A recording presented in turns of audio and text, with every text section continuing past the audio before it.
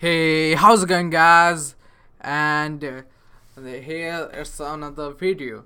So last time we learned um, function expression and function declaration. So in function declaration, we can call function before it defined. It work perfectly without any problem. But if we do an high like this, so it's not gonna work. An uncaught error. It's like, like you are using a variable x equals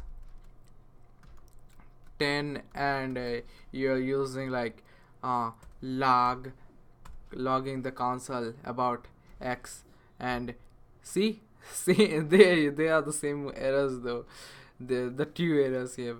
So this is what happened when you call before the function. So in function declaration you can call before it defined, and but in case of function expression you can't.